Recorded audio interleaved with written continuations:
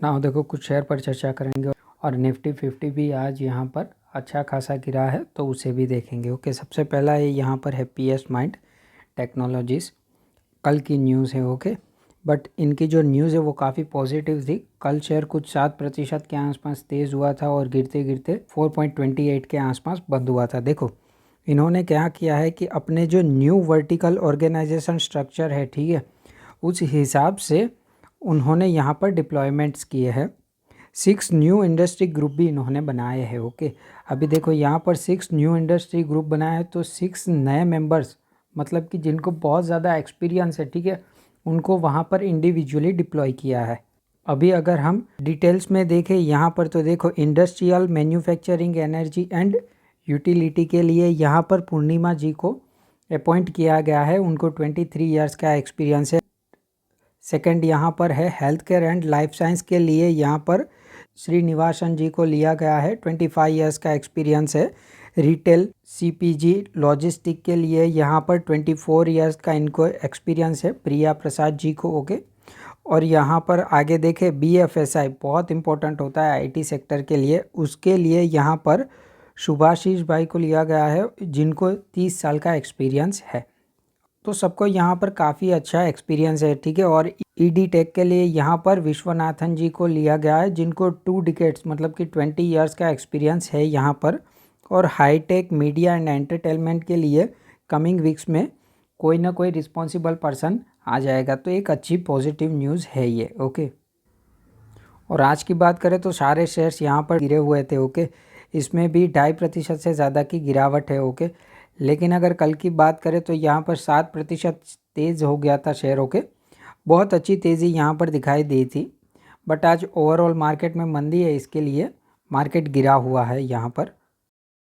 Now देखो यहाँ पर एर्डा के लिए भी एक पॉजिटिव न्यूज़ है। ओके, यहाँ पर 5 करोड़ के आसपास के शेयर्स जिसकी वर्थ है यहाँ पर 767 करोड़ की, उसका चेंज इन हैंड हुआ है वाया ब्लॉक डील के ज़रिए, और तब यहाँ पर शेयर 5% के आसपास तेज़ था।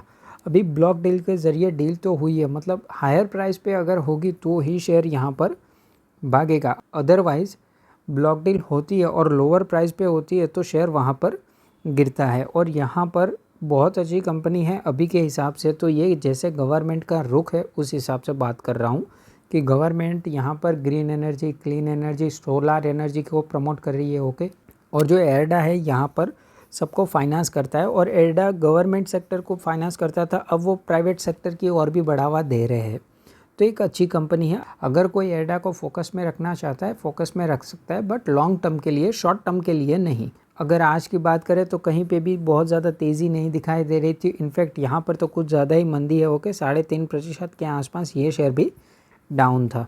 अगर निफ्टी 50 की बात करें तो यहाँ पर 1.11% के आसपास यहाँ पर माइनस है, बट जब भी 11 बजे के आसपास यहाँ पर बिकवाली आई है तो कंटिन्यू यहाँ पर हावी रही है। अभी देख लेते हैं कि नेक्स्ट इसमें ऐसा क्यों हुआ है। नाउ देखो अगर बैंक निफ्टी यहाँ पर नीचे जाएगा 1.34% के आसपास, तो बट ऑब्वियस है कि निफ्टी 50 भी यहाँ पर गिरेगा।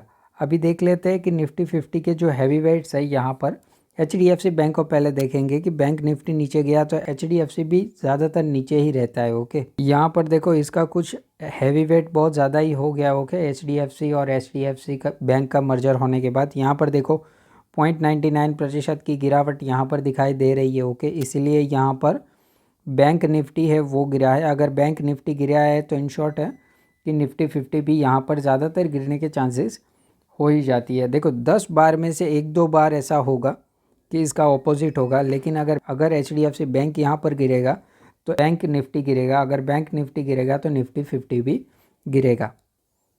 जो यहाँ पर हमें दिखाई दे रहा है 1.11% के आसपास की गिरावट है। मेनली अभी सारे पोर्टफोलियो में बहुत ज़्यादा रिटर्न्स नहीं बने होंगे, मेनली सबका पोर्टफोलियो माइनस में गया होगा, बट अगर हमें थैंक्स कहना है तो TCS यहाँ पर नहीं गिरा था। ओके, और इन्फोसिस भी यहाँ पर गिरा हुआ नहीं था, तो एक अच्छी बात है कि निफ्टी IT इंडेक्स है वो थोड़ा ज़्यादा संभला था, इसलिए गिरावट यहाँ तक रुकी है, अदरवाइज गिरावट बहुत ज़्यादा इंटेंशनली भी हो सकती थी। देखो कोई कॉन्क्रीट रीज़न नहीं मिल रहा है यहाँ पर कि किस वजह से ज़्यादातर मार्केट यहाँ पर गिरा था, बट कई टाइम से तेज़ी चल रही थी, ओके। तो तेज़ी मंदी थोड़ी ज़्यादा आती रहती है। यूएस के बाज़ार के साथ से भी कोई ऐसा लिंक नहीं मिला है। यूरोपियन जो बाज़ार है वो भी अच्छे से चल रहे हैं, बट यहाँ पर थोड़ी ज़्यादा इंडियन मार्केट में गिरावट आई है। यहाँ पर देखो एशियन पेंट्स आज तो गिरा है, बट पहले भी ज़्यादा गिर रहा था ये, ओके। आज 2.45%, मतलब आप बोल सकते हो 2.5% के आसपास। 5 दिन में देखो 5.45% के आसपास की गिरावट है। और यहाँ पर देखो 100% के बेहतरीन रिटर्न्स अवेलेबल है 5 साल के अंदर। मतलब थोड़ी थोड़ी देखो यहाँ पे गिरावटें आती है, फिर से कम बैक कर जाता है, फिर से गिरावट, फिर से कम बैक। यहाँ पर जो कंसोलिडेट हुआ है ना, वो मेनली ग्रासिम जो है वो पेंट सेक्टर में आ रहा है। अभी ग्रासिम अगर हम बोले तो बहुत बड़े ग्रुप से यहाँ पर बिलोंग करती है, तो इसका इम्पेक्ट आएगा ही आएगा। ग्रासिम ने सबसे पहले 10,000 करोड़ का अनाउंसमेंट कर दिया था, अब फिर से 10,000 करोड़ का अनाउंसमेंट कर रहे हैं, ओके। बट यहाँ पर ग्रासिम ने क्लियरली कहा है कि हम नंबर 2 पोजीशन है उसे एक्वायर करने की कोशिश करेंगे। देखो एशियन पेंट्स ऐसी वैसी कंपनी नहीं है, इंडिया में मार्केट लीडर कंपनी है, ओके। सेकंड जो कंपनी है वो है बर्जर पेंट। अभी हम बोल सकते हैं बर्जर पेंट को खतरा है, क्योंकि ग्रासिम को भी पता है कि एशियन पेंट्स को इतनी आसानी से नहीं हरा सकते, क्योंकि इनको डिकेड्स का एक्सपीरियंस है, ओके। कई सालों से ये कंपनी शेयर बाज़ार में है और मार्केट में अवेलेबल है। नाउ देखो यहाँ पर क्यों गिरा था, सेम एज कि यहाँ पर ग्रासिम की न्यूज़ आ गई, इसके लिए गिरा था। यहाँ पर CLSA ने इसको डाउनग्रेड कर दिया है। जब भी शेयर टॉप पे होता है CLSA इसको बाई की रेटिंग देता है, और जैसे गिर जाता है सपोर्ट लेवल पे तब ये इसको डाउनग्रेड कर देता है। मतलब यहाँ पे वो बोलते हैं कि खरीदो, एक्चुअल में जहाँ पर सेल करना चाहिए और जहाँ पर परचेज़ करना चाहिए वहाँ पे बोलते हैं सेल करो। मैंने जितने भी ब्रोकर्स को देखा है ऐसी कमेंट्री वो देते रहते हैं। बट देखो यहाँ पर एशियन पेंट्स ऐसी वैसी कंपनी नहीं है, बहुत अच्छी कंपनी है। और नाउ देखो ये मार्केट शेयर ही बता देगा कि कितनी पावरफुल कंपनी है। देखो एशियन पेंट्स के पास 59% के आसपास का मार्केट शेयर है। बर्जर पेंट देखो 18% के आसपास है। फिर कंसाई जो है वो यहाँ पर 15% है। एक्जो नोबेल है वो 7%, और बाकी अदर्स जो है उनके पास यहाँ पर मार्केट शेयर है। तो अब देखेंगे हम कि कैसे यहाँ पर ग्रासिम बर्जर पेंट का मार्केट लेता है या फिर एशियन पेंट्स का मार्केट लेता है, वो हमें देखना पड़ेगा। देखो जियो आया था, ओके। टेलीकॉम की बात करूँ तो मैं कई सारे कंपनीज चले गए। एयरसेल था वो निकल गया, यूनिनॉर करके था वो भी निकल गया, वोडाफोन और आइडिया दोनों मर्ज हो गए। फिर भी कोई भी आइडिया नहीं है उनके पास कैसे आगे बढ़े। बट क्या उनके आने से एयरटेल ख़त्म हो गया? नहीं, एयरटेल तो आज भी टिका हुआ है, ओके। तो मार्केट लीडर्स कंपनी ऐसे ही नहीं डूब जाती है। एयरटेल अभी भी स्टिल अभी भी है ना, ओके। अब बीच में न्यूज़ आई थी कि जियो फाइनेंशियल है वो आएगा बजाज फाइनेंस के बिजनेस में भी।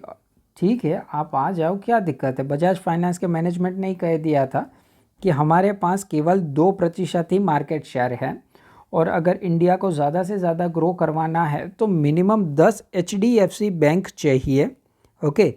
और 10 यहाँ पर बजाज फाइनेंस जैसी कंपनीज भी होनी चाहिए। मतलब इतनी बड़ी जगह है और इतना बड़ा मार्केट शेयर है कि कोई भी इसमें आकर बिजनेस कर सकता है, ओके।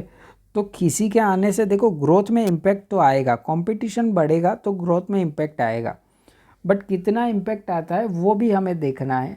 मतलब रिटेल निवेशक क्या सोचता है कि एशियन पेंट्स तो अब गया, ग्रासिम आ रहा है, बट ऐसा नहीं होता है, ओके। जियो जब आया था तब सबको लगता था कि एयरटेल गया, रिटेल निवेशक की बात कर रहा हूँ, लेकिन आज भी एयरटेल है एट प्रेजेंट। अभी जियो फाइनेंशियल सर्विस आया तो ज़्यादातर बोलेंगे बजाज फाइनेंस क्या, अरे कैसे जाएगा, मार्केट लीडर कंपनी है, वो भी तो अपनी पॉलिसीज़ चेंज करेंगे ना। और बजाज फाइनेंस का रिकॉर्ड रहा है कि मेनली उन्होंने 30% के आसपास CAGR दिखाया हुआ है, ओके, रेवेन्यू एंड प्रॉफिट की ग्रोथ का।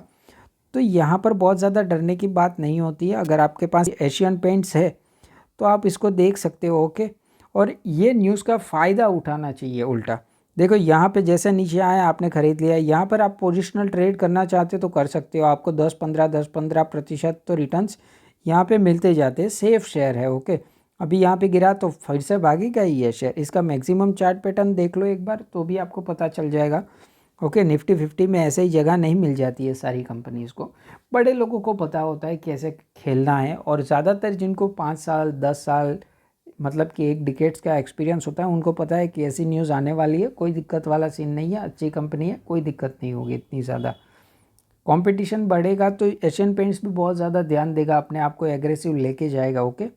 सो यहाँ पर ऐसे ही बेहतरीन वीडियोस मैं लाते रहता हूँ। अगर आपको वीडियोस पसंद आ रहे कमेंट, लाइक, शेयर, सब्सक्राइब और बेल आइकन को प्रेस कर दीजिएगा। आपको ऐसे ही बेहतरीन वीडियोस मिलते रहेंगे। ओके, चलो, थैंक यू।